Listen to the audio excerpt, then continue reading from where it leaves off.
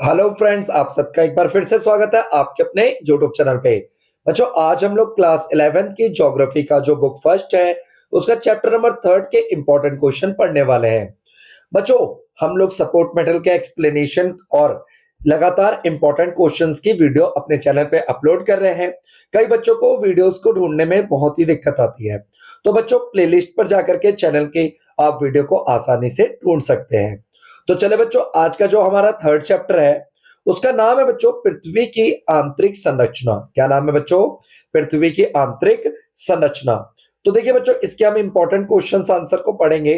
ठीक है, हम देखिए पृथ्वी को दिख रहा है, यहाँ पे आपको एक डायग्राम दिख रहा है पृथ्वी पृथ्वी के आंतरिक संरचना के बारे में पढ़ेंगे। और वैसे तो आज हम इंपॉर्टेंट क्वेश्चंस देखने वाले हैं। ठीक है बच्चों, पहला क्वेश्चन है बच्चों एमसीक्यू हमारा। क्या कहता है? निम्नलिखित में से कौन सा स्थल मंडल को वर्णित करता है?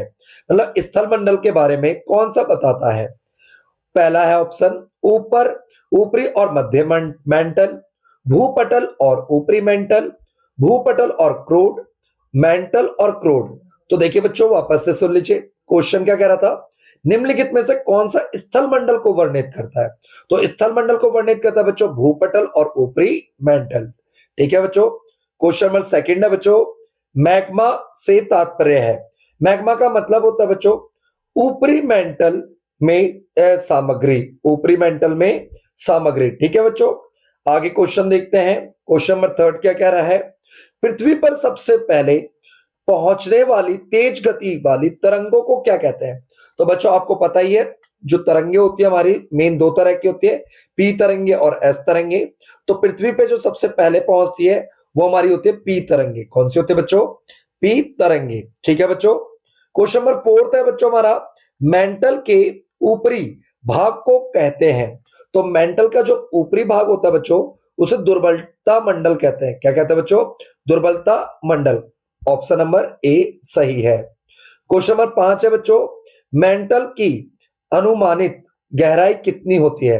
तो बच्चों मेंटल की जो अनुमानित गहराई होती है वो 2900 किलोमीटर की होती है। कितनी होती है बच्चों? 2900 किलोमीटर की होती है। ठीक है, क्वेश्चन नंबर 6 है बच्चों, क्रोड किस धातु से बना होता है? जो पृथ्वी का सेंटर पार्ट होता है बच्चों, क्रोड जो होता है वो किससे बना होता है? सेंटर पार्ट तो वो बना होता है निकेल और लोहा से। किससे बना होता है बच्चों? निकेल और लोहा। पृथ्वी का जो क्रोड होता है किस धातु से बना होता है? निकेल और लोहा। क्वेश्चन नंबर 7 है बच्चों, निम्नलिखित में से पृथ्वी के किस भाग में घनत्व सर्वाधिक होता है? पृथ्वी के किस हिस्से में घनत्व सबसे ज्यादा होता है? तो आंतरिक क्रोड के अंदर। जैसे जैसे हम अंदर बढ़ते जाते हैं पृथ्वी के घनत्व भी बढ़ता जाता है। क्वेश्चन नंबर 8 है बच्चों, कौन सी तरंगे तरल पदार्थों से नहीं गुजर सकती है? तो देखिए तरल पदार्थों से कौन सी तरंगे नहीं गुजरती बच्चों? द्वितीयक तरंगे। ऑप्शन नंबर ख इसका सही उत्तर है। ठीक है बच्चों, क्वेश्चन नंबर 9 है बच्चों हमारा, भूप्रपटी और मेंटल के ऊपरी हिस्से को क्या कहा जाता है? तो भूप्रपटी और मेंटल के जो ऊपरी हिस्सा होता है उसे हम लिथोस्फीयर कहते हैं। क्या कहते हैं बच्चों? लिथोस्फीयर। बच्चों ये क्वेश्चन तो हमारे हो गए एमसीक्यू क्वेश्चन। अब हम लघु उत्तरित प्रश्न भी देख लेते हैं इसी वीडियो में। और बड़े क्वेश्चनों को जो 6 मार्क्स के क्वेश्चन होते हैं उसका हम पार्ट सेकंड में कर लेंगे। ठीक है बच्चों, देखो बच्चों क्लास 11th की जो ज्योग्राफी की क्लास 11th की अभी हम इंपॉर्टेंट क्वेश्चन की वीडियो अपलोड कर रहे हैं। ठीक है, और अगर आपके कमेंट रहे इनफ, ठीक है, जिन बच्चों ने देखा वो अच्छा खासा कमेंट बॉक्स में कमेंट करते हैं, तो मैं चैप्टर की फुल एक्सप्लेनेशन वाली वीडियो लेकर के आऊंगा। चैप्टर की फुल एक्सप्लेनेशन, जैसे मैं पॉलिटिकल साइंस की फुल एक्सप्लेनेशन की वीडियो लेकर के आया। ठीक है बच्चों, चलिए इस क्वेश्चन को भी देख लेते हैं। क्वेश्चन नंबर फर्स्ट है, बहिर्जात बल और अंतर्जनित बल।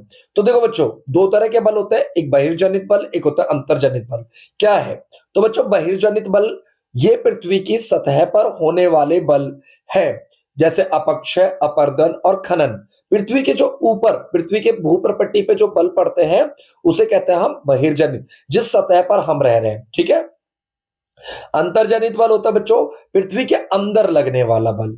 ये पृथ्वी की सतह के नीचे की ताकतें हैं, जैसे ज्वालामुखी विस्फोट, भूकंप का आना, किसी अन्य भूकंपिक गतिविधि, टेक्टोनिक प्लेट इत्यादि। ठीक है बच्चों, उम्मीद करता हूं पहला क्वेश्चन आपको समझ आया होगा। क्वेश्चन नंबर सेकंड है बच्चों, गुरुत्वाकर्षण विसंगतियों से आपका क्या तात्पर्य है? तो बच्चों अलग अलग स्थलों पर गुरुत्वाकर्षण के अंदर देखो, अलग अलग जो स्थल होता है पृथ्वी पे, वहां पे गुरुत्वाकर्षण बल अलग अलग होता है, उसी को गुरुत्वाकर्षण विसंगति कहा जाता है। गुरुत्वाकर्षण विसंगति हमें पृथ्वी की परपटी में द्रव्यमान के वितरण के बारे में जानकारी देता है। गुरुत्वाकर्षण बल ध्रुवों पर अधिक होता है, भूमध्य रेखा पर कम होता है। ये इंपॉर्टेंट लाइन है बच्चों, वापस से सुन लीजिएगा। गुरुत्वाकर्षण बल ध्रुवों पे क्या होता है? अधिक होता है। और भूमध्य रेखा, पृथ्वी के बीचों बीच बच्चों एक काल्पनिक रेखा होती है जिसे हम 0 डिग्री कहते हैं, उसी को कहते हैं हम भूमध्य रेखा। क्या कहते हैं बच्चों? भूमध्य रेखा कहते हैं। ठीक है, आगे क्वेश्चन देखते हैं। क्वेश्चन नंबर थर्ड क्या कह रहा है हमारा? इंपॉर्टेंट क्वेश्चन है ये थर्ड क्वेश्चन। भूकंप क्या है? उद्गम केंद्र और अधिकेंद्र क्या है? हम इसकी परिणाम और तीव्रता को कैसे नापते हैं? वेरी इंपॉर्टेंट क्वेश्चन है बच्चों, वापस से सुन लीजिए। भूकंप क्या है, उद्गम केंद्र, अधिकेंद्र पर चर्चा करें, हम इसकी परिणाम और तीव्रता को कैसे नाप सकते हैं? तो बच्चों भूकंप का साधारण अर्थ है भूमि का कांपना। भूकंप का अर्थ क्या होता है? भूमि का कांपना या कंपन, पृथ्वी का हिलना। दूसरे शब्दों में अचानक झटके से प्रारंभ हुए पृथ्वी के कंपन को भूकंप कहते हैं। ठीक है बच्चों, पृथ्वी के कांपने को क्या कहते हैं? भूकंप। अब देखिए उद्गम केंद्र, फोकस, वह स्थल जहां से ऊर्जा निकलती है और उससे भूकंपीय तरंगे सभी दिशाओं में गतिमान होती है, उसे उद्गम केंद्र कहते हैं। और जमीन पर आने, देखिए उद्गम केंद्र जहां से, ये सतह है जमीन की और यहां से निकल रही है तो उद्गम केंद्र, और जमीन पर आके जहां से फैलती है चारों तरफ उसे कहते हैं अधिकेंद्र। ठीक है, एपिसेंटर, सतह पर स्थित वह बिंदु जो ऊर्जा के उद्गम केंद्र के लंबवत होते हुए अधिकेंद्र कहलाता है। यह तरंगों का अनुभव करने का पहला बिंदु होता है भूमि पर। और भूकंप को मापने का, भूकंप का जो मापा जाता है बच्चों परिमाण को, इसे रिक्टर स्केल द्वारा मापा जाता है। और तीव्रता को नापने के लिए मर्केली स्केल है।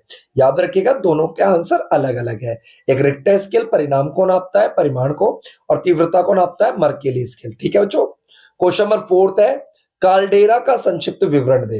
तो काल्डेरा क्या होता है बच्चों?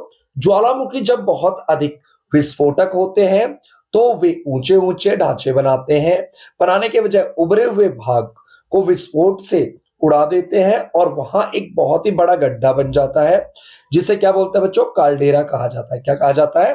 काल्डेरा। ठीक है बच्चों, आगे देखिए, very very very very important question बच्चों। ठीक है, वीवीआईपी क्वेश्चन, प्राथमिक तरंगे और द्वितीयक तरंगों के बीच में अंतर बताइए। तो बच्चे देखिएगा ध्यान से इसे। ठीक है, एक ही बार में हम इसे कर लेते हैं, प्राथमिक तरंगे और द्वितीयक तरंगों में अंतर। देखिए प्राथमिक तरंगों को ना बच्चों पी तरंगे भी कहते हैं और द्वितीयक तरंगों को एस तरंगे कहते हैं। ठीक है बच्चों, पी तरंगे तेज गति से चलते वाली तरंगे हैं जो धरातल पर सबसे पहले पहुंचती है। एस तरंगे धीमी गति से चलती है, धरातल पर पी तरंगों के बाद पहुंचती है। सेकेंड पॉइंट है बच्चों हमारा, पी तरंगे ध्वनि तरंगे के नाम से जानी जाती है, एस तरंगों को सागरीय तरंगे भी कहते हैं। थर्ड पॉइंट देखते हैं बच्चों हमारा, ये तरंगे गैस, ठोस, तरल तीनों तरह के पदार्थों से होकर के गुजर सकती है और एस तरंगे केवल ठोस पदार्थ से होकर के ही गुजर सकती है।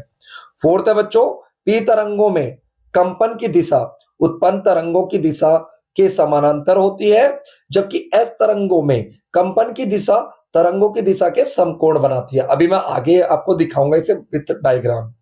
देखिए पी तरंगे ये सेल में संकुचन और फैलाव से उत्पन्न करती है, जबकि जो एस तरंगे होती है ये सेल के उभार तथा गर्त उत्पन्न, गड्ढा गड्ढा उत्पन्न करती है। ठीक है बच्चों, अगला क्वेश्चन देखते हैं। क्वेश्चन नंबर 6 है हमारा, भूकंप के प्रभावों का वर्णन कीजिए। भूकंप का प्रभाव क्या होता है बच्चों? तो देखिए सबसे पहले भूकंप से भूमि हिलती है। सेकंड, धरातलीय विसंगतियां होती है, अभी मैंने बताया था आपको विसंगतियां का मतलब। थर्ड बच्चों भूस्खलन। ठीक है, फोर्थ भूस्खलन मतलब जमीन का खिसकना, भूस्खलन। ठीक है, मृदा द्रवण, मिट्टी का तरल हो जाना। फिफ्थ है बच्चों धरातलीय विस्थापन, जमीन का एक जगह से दूसरी जगह। अगला है बच्चों हिमस्खलन। सेवेंथ है बांध व तटबंध का टूटना तथा ढालों का ध्वस्त होना। क्वेश्चन नंबर 8 है बच्चों, आग लगना। क्वेश्चन नंबर 9 है इमारतों का टूटना तथा ढांचों का ध्वस्त होना। 10 पॉइंट है बच्चों, हमारा सुनामी लहरें उत्पन्न होना। भूकंप के परिणाम देख रहे हैं बच्चों, ये सब हम वस्तुओं का गिरना, धरातल पर एक तरफ, धरातल जमीन का एक तरफ झुकना।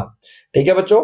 क्वेश्चन नंबर 7 है बच्चों हमारा, क्वेश्चन नंबर 7 है बैथोलिथ और लैकोलिथ के बीच में अंतर। वेरी इंपॉर्टेंट, ये भी वेरी तो नहीं बोलूंगा, इंपॉर्टेंट क्वेश्चन बोल देता हूं।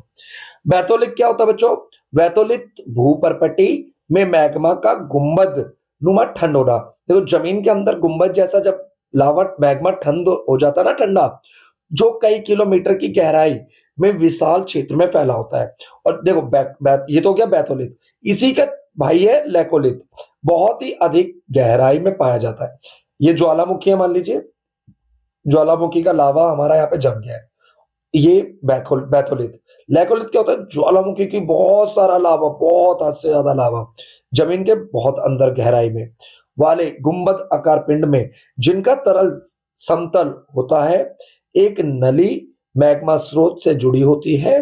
ठीक है, मैग्मा स्रोत से जुड़ी होती है। इन दोनों भू आकृतियों में का मुख्य अंतर इनकी गहराई है।